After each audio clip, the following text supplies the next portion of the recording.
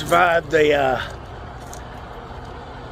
dozer haul of 2022.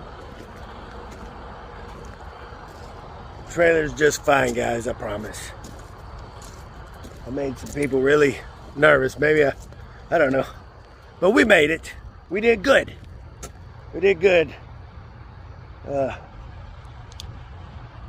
See there, we got a wood shit. There we got a wood deck and all that shit, so we're good. And if you look here, here's the extent of the actually right here. Let's see, let's flip this one. I got one of those that popped off and one of those that's right there. That's the extent of the damage. And it's not like that's okay. I think that's okay or something. It's just, you know, once I got unloaded down here, not far from home, I'm dropping the trailer right now here at my new drop yard. It's a place I'm renting. But once I got to where I was unloading, I called the guy up. I said, hey man, I need something. You guys have anything that... The guy's got a dozer coming to him, so he's got to have something.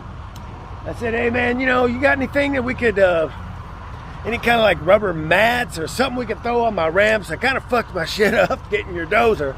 You know, it was a learning experience for me. So, you know, you got anything? Well, he did. He brought out a whole shitload of tires.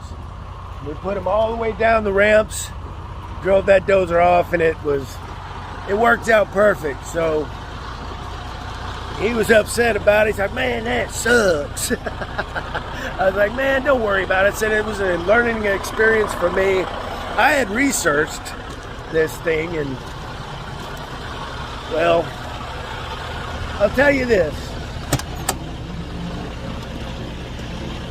I got the truck running because I'm dropping the trailer, but anyway, I'll tell you this. Today, I'm a little smarter and a little more humble than I was yesterday. And that's a good thing. You never stop learning. Sometimes it sucks the way you learn, but you never stop learning.